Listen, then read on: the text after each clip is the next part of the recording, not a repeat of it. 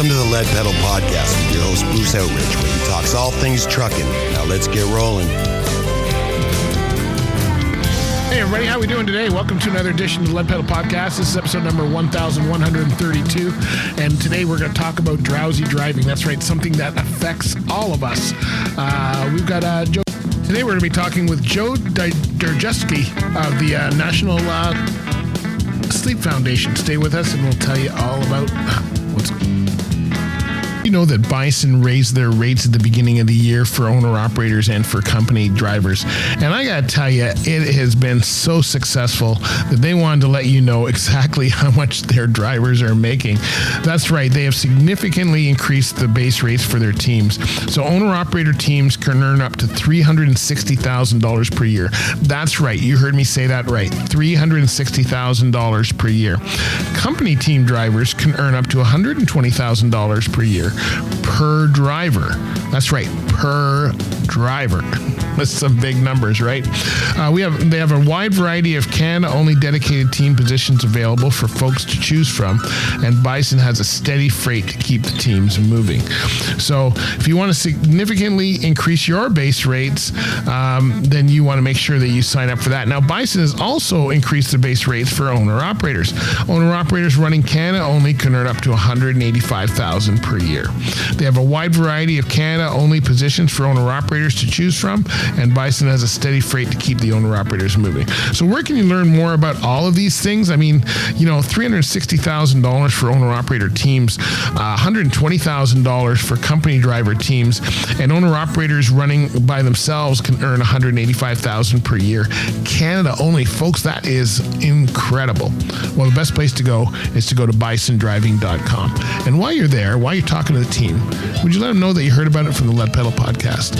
Hey, good luck there. You're going to make some great money working for one of the safest fleets in North America.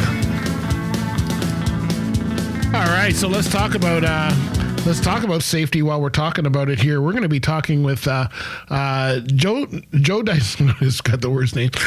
Joe Dzierzewski. Joe Dzierzewski. Sorry about that, Joe. Joe's been on the podcast before, and I got his name wrong last time, too. So sorry about that, Joe. He was on back in November 22 with episode number 873. And he's a great guy. He's willing to come back on every year. And we're going to be talking about drowsy driving today. And some of the stats may stagger you. It's responsible for 64,000 U.S. deaths annually. So if you think of Ad Canada on top of that, you're probably looking at another 1,200 at least up here, just to guess. And the data shows that while 95% of Americans think drowsy driving is risky, a majority of the drivers still do it anyway. NSF is aiming to reduce the number of drivers who drive while sleep deprived, and will use annual Drowsy Driving Prevention Week to release the new data. And so that's why we had Joe on. And we've had him on before. He's sure a great guy. And you know what? Why should I be talking about drowsy driving when we have him? So it's gonna be fun. The data shows that people are still not getting the message. And if you are familiar with any of the way road safety is going right now, our numbers are going in the wrong direction. So let's get on this episode with this interview with Joe and find out all about what we need to do to stop driving drowsy. Here we go.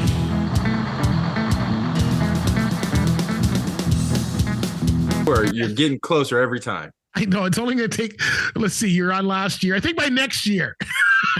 Next year we have some goals, long-term goals. That's the way I work. Well, welcome back to the show, my friend. Appreciate that. You've been on episode 873 in November last year this time. So seems to be our annual thing. It's driving drowsy or drowsy driving week?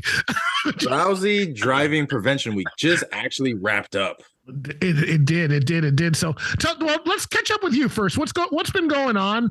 I know you're a little under the weather right now. You got some kids. What's going on as far as the National Sleep Foundation know, and what should we know about what other than this program, which we'll talk about here shortly? What's going on? Yeah, National Sleep Foundation's busy. We have all boots on the ground, if you will. We're always trying to spread the word about the importance of sleep and trying to help everyone become their best slept self. We're active. We're running our surveys. We're putting words out. We're doing interviews. We just wrote a position statement on drowsy driving that we could talk about a little bit. We went to the Hill a couple months ago to speak about sleep health equity. We're doing a lot of good work, man. Okay, so what's your role with the company? You started. Did you not start just before we talked last time? We did. So now I'm a seasoned vet. Oh, you're a seasoned vet, right? Yeah, I'm a seasoned vet at this point. So my role is I'm the vice president of research and scientific affairs. So I guide our ship when it comes to anything science and research related. So you're the one who looks at all the numbers and then just shakes your head nonstop that we're not getting it, right? Are we getting any closer? Are we getting any better, Joe? It's been a year since we talked. I'm sure the tips have not changed since last year, but maybe they have. I don't know. But are we getting any better as far as drowsy driving and sleep deprivation? I would love to, stand here and, give the good hurrah and that we did it, we achieved it. But we're not there yet, Bruce, like you said. Lots of room for improvement. That's the good thing. That's the positive side, right? Yeah. We can make a big difference, but no, things haven't really changed much in the past year from our stance. Right.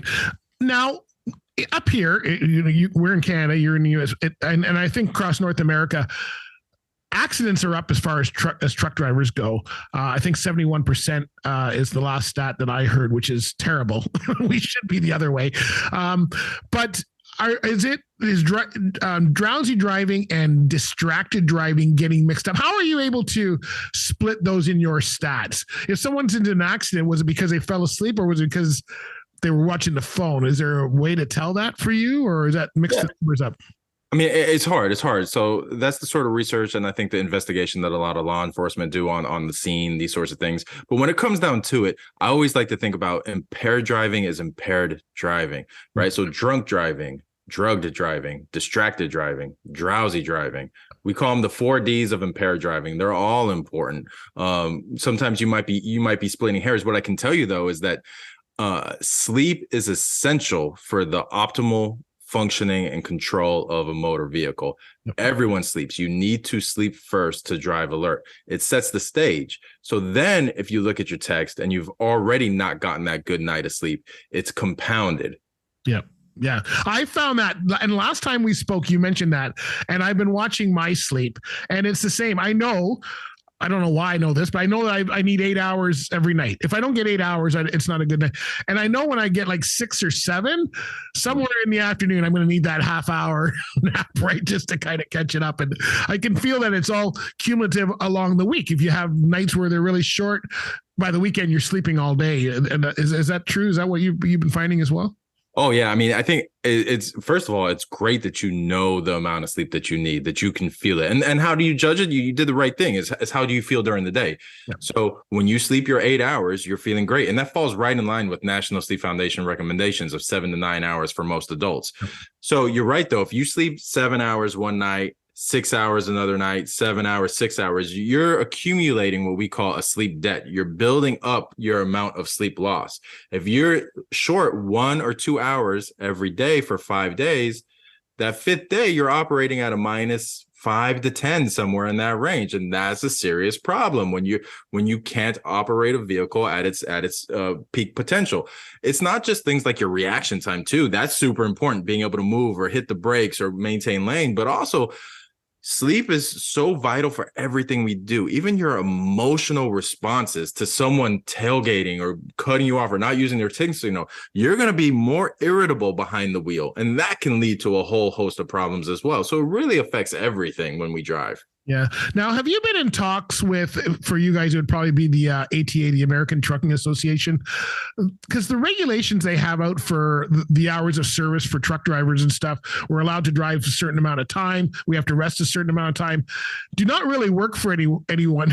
I find they've taken the flexibility out of it. They've tried to make everybody, you must drive so many hours and you rest for 10 hours. That's not really how truck drivers work. And I know my years on the road, I never got more than 5 hours sleep, but I would get 8 hours sleep over the 24 hours because you would take a nap somewhere else, but you were able to take it while waiting for traffic to die down or something. And they've changed the rules. Have you guys been in communication with them? Because that's a really important step for a lot of drivers and a lot of the complaints we hear that there's no flexibility anymore in the scheduling. Yeah, I think so to answer the first question, we're in contact with a lot of different constituencies and people who have a horse in the race, if you will. Yep. And really what we want to do is make sure that we're all safe behind the wheel. Some unfortunate things can happen when you apply rules stringently across the board. They may not be a one size fits all, but you have to always look back at I think the intent behind the rule is to give everyone that opportunity to sleep. Right. Again, if it doesn't fit, maybe there needs to be some flexibility built in, but I think the intent is good. Yeah. Yeah. Because I know everybody sleeps differently. I know my wife is the night owl. I'm the early morning person. Mm-hmm. So she cannot go to bed at 9:00, and I have no problem going to bed at 9:00. So there you go. So that's the way we work it. So what can we do? All right. So we've evaluated. I think for each driver, it's to know how much sleep you need and when you need it. I know I'm not a night person. I know that's one of the things that if I had to drive at 3:00, 4:00 in the morning, I would be falling asleep. Mm-hmm. I can go to bed early and wake up at 2 a.m. and drive, but for some reason that feels like the morning. Is there anything there to make it, that people need to decide when's the best time for them to drive? Yeah, I think it's similar to understanding your individual sleep need, right? You said that you need 8 hours, and that's kind of an individual difference, a personal, not preference, but a personal need. And it can vary between 7 to 9 for most people. And the same thing about what you just mentioned, when you're optimally functioning at your best. Yep. People's internal body clocks or circadian rhythms are, they can be slightly different. Most people, we've evolved this way, are tired at night and more alert during the day. But there are some people who just have slightly different rhythms, and it's important to recognize this and to really listen to your body. That's a big key here. Listen to your body, get the sleep that you need to drive alert. Right. So if I've had a short night as a driver, I should be, if I'm trip planning and I'm en route, try and plan my day that I'm going to need a nap. Is it still around 3:00? I've heard somewhere that if you're within the first 8 hours from the time you wake up, if you need a nap, if you take like a 20-minute nap within the first 8 hours, it helps to revive you for the afternoon. I don't know if it could have been off Dr. Phil, so who knows where I heard that, but is that anything to that at all? The nap in the afternoon? Yeah, it doesn't sound far off. There is this idea of a power nap, right? Having a nice short power nap and doing it sometime around our natural dip in alertness in the afternoon, 2 to 3 o'clock, when we're all feeling this little post-lunch lethargy or fatigue, little wave of sleepiness comes over. There's something to that. There's also really something to getting the bulk of your sleep in one consolidated chunk as well.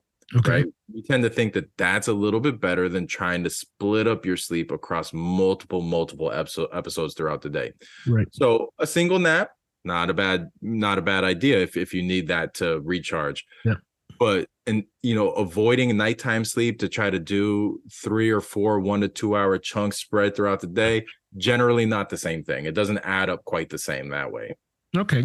So get that regular sleep. So let's get into what everybody thinks: the window down, the coffee, the stimulants on the counter at the truck stop. What should we be doing or not doing? And does any of that stuff ever work? I'm hearing reports saying it never works, but everybody does it, including myself. So what happens? Yeah. So the very first thing that I'm going to say is that there's no substitute for sleep. Right. And I want to be explicitly clear about that. And so I'll say it again. There is no substitute for sleep.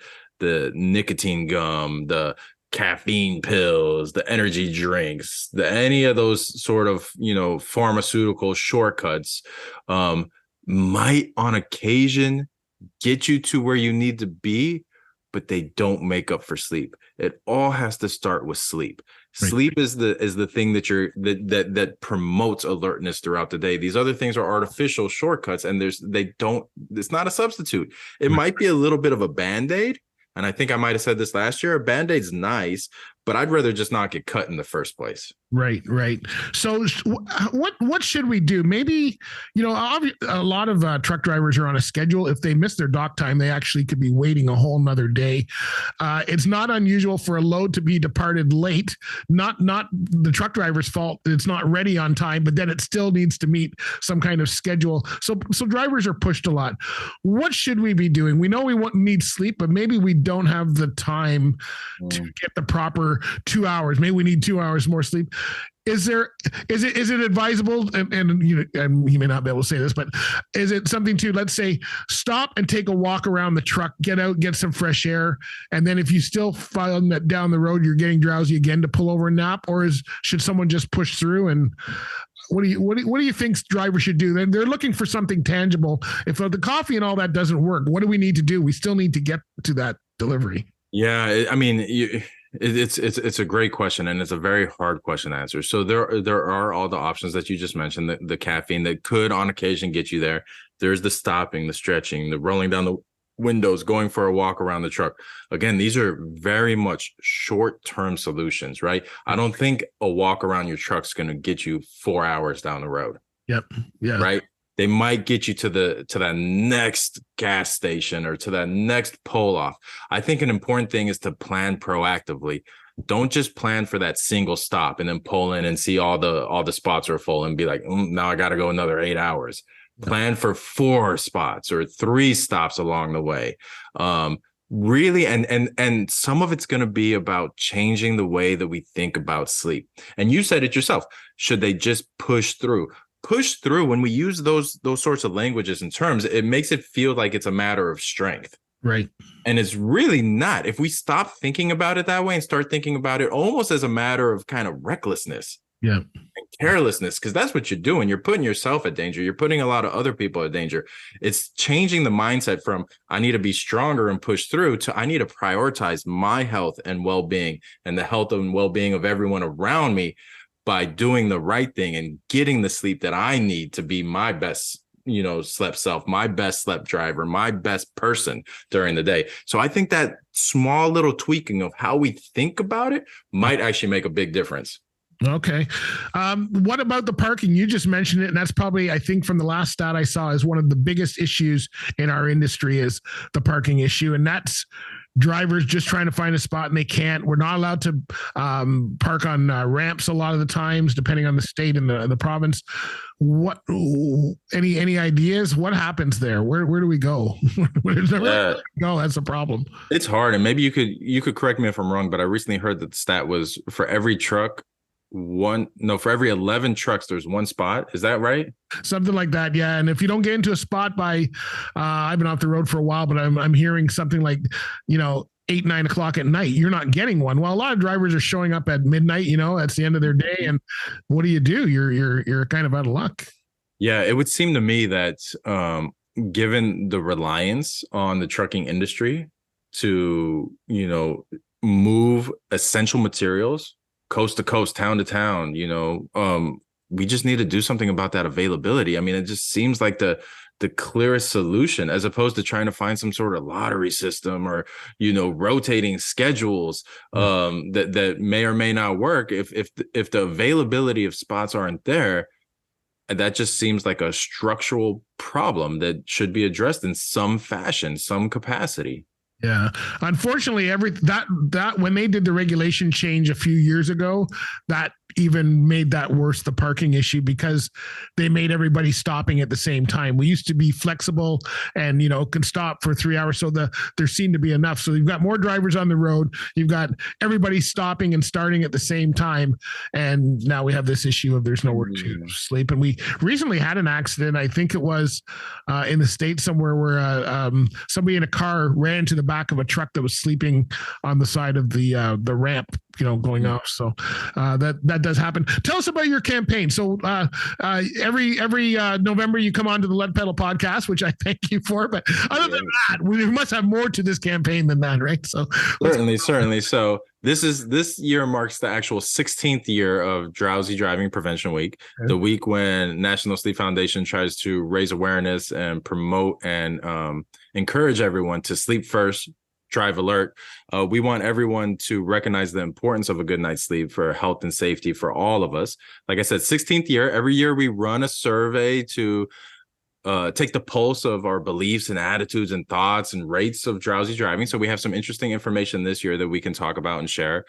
This year, we crafted our position statement, a formal position statement, where we take a firm stance about the importance of drowsy driving, that it is, in fact, impaired driving, and that everyone has part of the responsibility in preventing drowsy driving. So we've done a lot this year, and we want to keep doing more.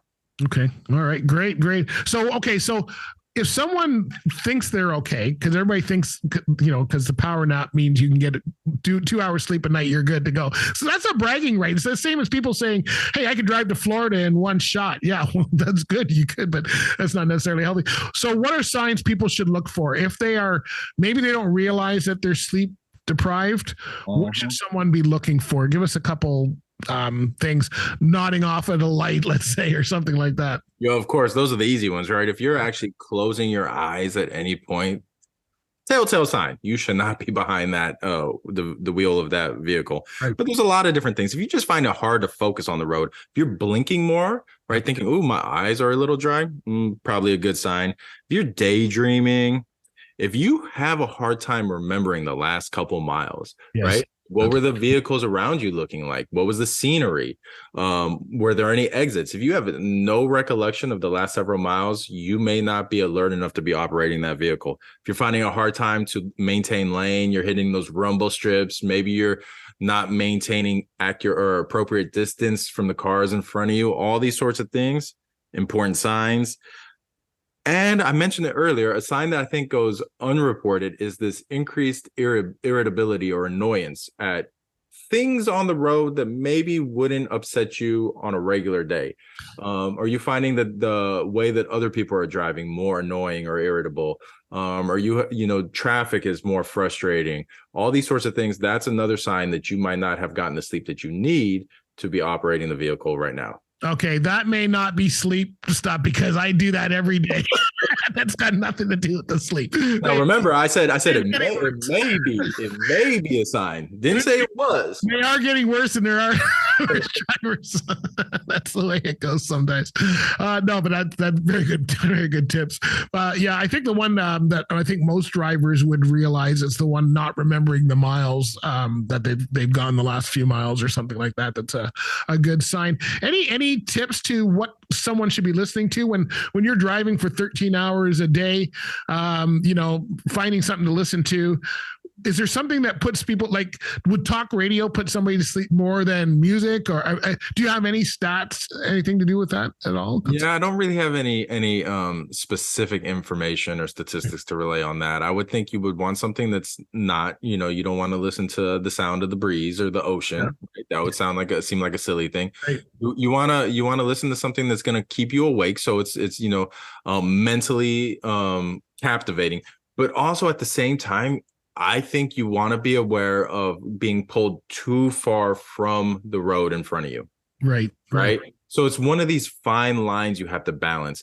Listening to a compelling podcast or story or book on tape might demand the same sort of mental attention as actually watching that movie. And you shouldn't be watching that movie when you drive your truck. So you want to have that fine balance, something that's going to keep you mentally alert, but is not going to take too much of your capacity and attention off of the road in front of you and operating your truck under the best, safest conditions. I used to find that when I did have to drive at night that actually I found it was different times. During the day, I liked the music more, but at night, I like that talk radio as if you're listening in on a conversation. That seemed to, Paul Harvey was a famous nighttime, DJ and narrator across, most truck drivers would know Paul Harvey, and he was always on in the middle of the night. That's why I always used to hear him. So it's good. All right. So where should people go to learn more about what you guys are doing? And you must have tips on your website and stuff for people to look at and read. Yes, definitely. We want everyone to come and visit us on our website at the NSF. That's for National Sleep Foundation, nsf.org. On our website, you can find lots of great tips to help everyone be their best slept self, to get that sleep that they need, enough quality sleep at night. so that they can drive alert and be their best slept driver. Yeah, that's great information. I think for truck drivers, if you can, I know it's not always easy because there's so many different pieces to the puzzle of a load of trucks, but leaving time in your schedule, not scheduling yourself so tight that you have time to either, like you said, move on to another stop if the rest area is full, or at least be able to take a nap. Know that you have an hour in your day you could actually stop and take a nap, and do that professionally is going to help everybody, I think, down the road. So doing a little trip planning. I don't know if drivers are doing it the way we used to in the old days, but that was certainly part of it for sure. So give yourself that opportunity, as you said. And something else that came up on an earlier show that I was on was the idea that that maintenance matters. And we were talking about it in terms of a truck, right? Maintenance on the truck. You do the maintenance now and it's going to pay dividends down the road. You should be thinking about the same thing in terms of sleep. Sleep is your body's maintenance.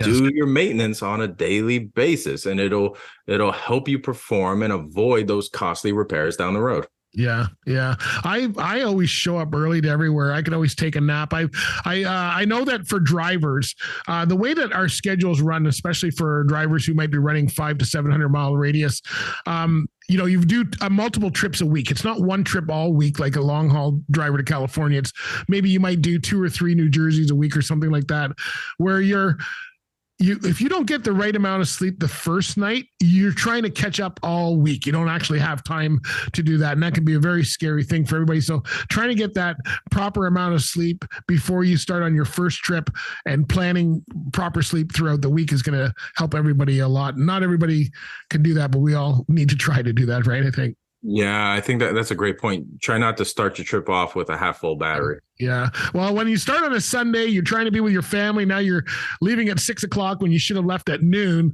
because you wanted to spend some more time with your family. You're already 6 hours behind the 8 ball, and that just kind of keeps going all week. So it compounds. Yeah, it compounds. It's going to add to the problem without a doubt. For sure. Joe, thanks for being on this show again. I really appreciate you. We'll see you next November, but you go get some sleep because I know you probably need a little bit.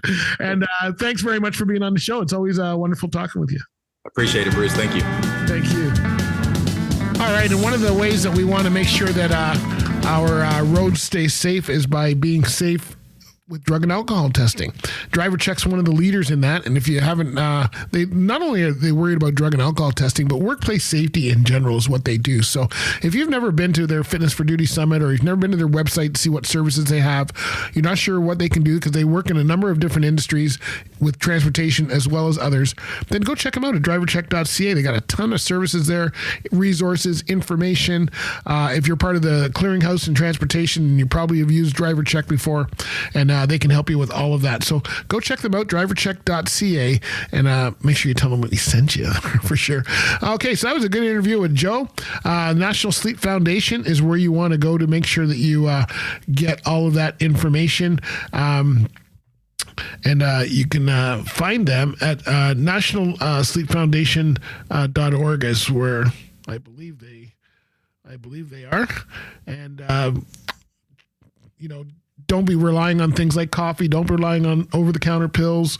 Get your rest. That's what you need to do, is get your rest.